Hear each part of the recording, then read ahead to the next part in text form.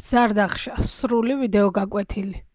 ამ ვიდეოში გასწავლით როგორ დაამზადოთ ზარდახშა და აგიხსნით მთავარ პრინციპებს, რომელიც შემდგომში ზარდახშის დამზადებისას გამოგადგებათ. ამ ზარდახშის დამზადებისას 8 მმ ზომის 500 გრამი მარგალიტი და 0,5 მმ ზომის ძოა გამოვიყენე. ზარდახშის ძირი სტანდარტული ნაკსოვით კეთდება. სხვა ვიდეოებში უკვე მაქვს ახსნილი როგორ ვიწყებთ სტანდარტულ ქსოვას, ამიტომ აქ დროს არ დაგაკარგვინებთ. თავიდანვე განსაზღვრეთ რა ზომის ზარდახშა გსურთ, რადგან ზუსტად ძირის ზომა უნდა გაკეთდეს თავიც. ძირის დამზადების შემდეგ ზარდახშას ფეხებიც გავუკეთე. თქვენ შეგიძლიათ ნაკსოვი ფეხების ნაცვლად რაიმე აქსესუარი გამოიყენოთ ან საერთოდაც არაფერი გაუკეთოთ. გაკვეთილის მეორე ნაწილში ყველაზე რთულ საკითხს შევეხებით, როგორ ამოვიყვანოთ კედლები. ზარდახშას ორმაგი კედელი უკეთდება, ერთი გარე თვლებით, მეორე კედელი კი მეორე რიგის თვლებით. ქსოვა შიდა კედლით დავიწყე, რადგან როცა შიდა კედელს ამოიყვანთ, გარე კედლის ქსოვა უფრო მარტივია. შიდა კედლის ამოყვანისას პირველი რიგის ქსოვა ყველაზე რთულია, თუმცა შემდეგ ყველაფერი მარტივად მიდის. თუ ორსართულიანი ზარდახშის დამზადება გსურთ, ეს წინა მხარე მაშინ თავისუფალი უნდა დატოვოთ. ამ შემთხვევაში მე ერთსართულიანი ზარდახშა დავამზადე, ამიტომ 4-ვე კედელი სრულად ამოვიყვანე. შეგახსენებთ, რომ ჩემს ყველა ვიდეო გაკვეთილს Facebook, ასევე TikTok გვერდებზე ნახავთ, თუმცა უფრო ვრცელ ვიდეო გაკვეთილებს ჩემს YouTube არხზე ნახავთ.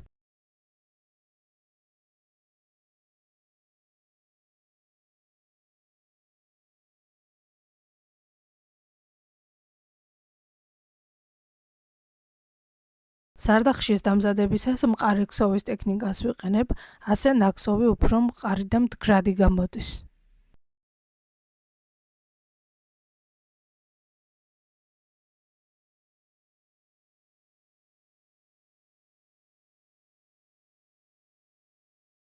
როცა შიდა გვერდს სასურველ ზომაზე ამოიყვანთ და მოგსოვთ, შემდეგ უნდა დაიწყოთ გარე გვერდის ქსოვა.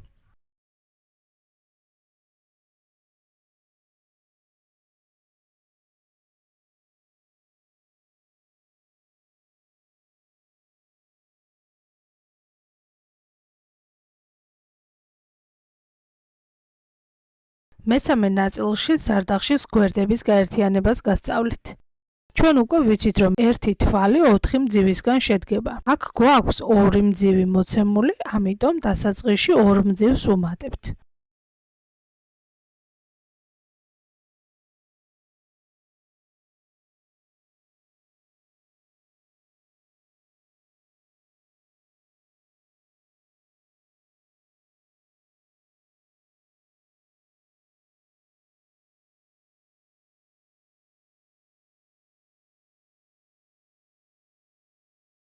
ვიდეოში ვეცადეთ დეტალურად გადამეღო, როგორ უნდა გავაერთიანოთ კედლები და იმედი მაქვს, ჩემი ვიდეო გაკვეთილი დაგეხმარებათ. ორთავე ძოა გაატარეთ გვერდით მდგომ მძივებში და ერთი მარგალიტით გააერთიანეთ. სწორედ აი ამ პრინციპით უნდა შეკრათ ზარდახშა.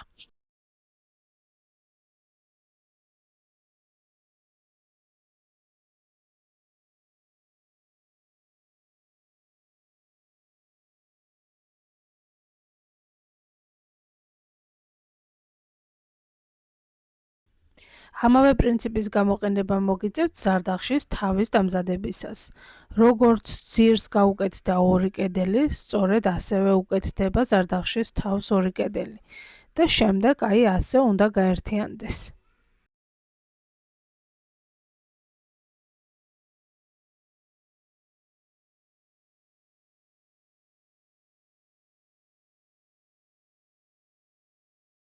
ზარდახშის ერთი ნაწილი დასრულდა, კედლებიც მყარია და ახლა თავიდან დავიწყოთ ძირის ზომის თავის გაკეთება. ზარდახშის თავი ზუსტად იმავე პრინციპით იქსოვება, როგორც ზარდახშის ძირი მოვგსოვეთ.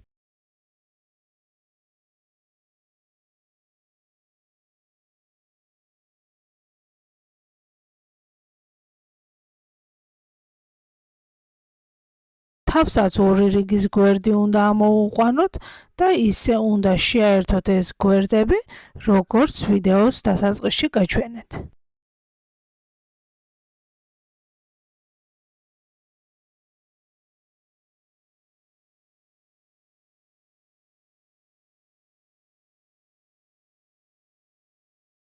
ორმაგი კედლის ქსოვისას აქაც შიდა კედლით დავიწყე.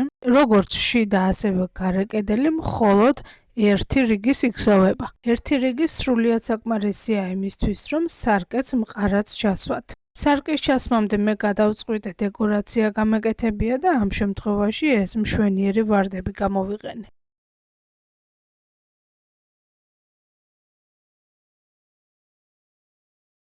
ვარდები მაქსიმალურად მყარად დავამაგრე და შემდეგ დავიწყე სარკის ჩასმა. პროცესი რომ გაგიმარტივდეთ, თავიდანვე უნდა განსაზღვროთ სარკის ზომა და რა ადგილას უნდა მოათავსოთ სარკე. შემდეგ კი ორთავე კედლის გაერთიანებისას სარკეს ერთი რიგით გვერდებსაც მოვუგზავნოთ.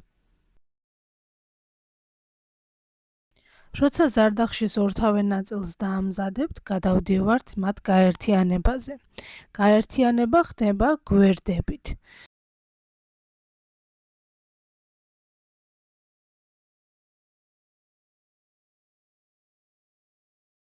ზარდახშის თავის შიდა რიგი უნდა დაუმაგრდეს ზარდახშის ქვედა ნაწილის გარე რიგს.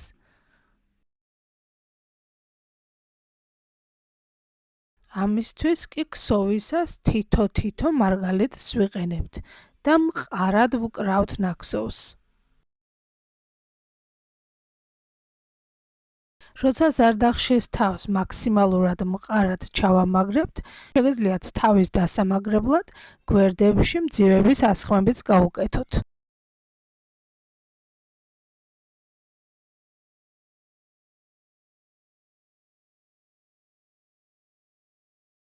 საბოლოოდ ასეთი მშვენიერი ზარდახშა გამომივიდა. თქვენ კი არ დაგავიწყდეთ ჩემი არხის გამოწერა.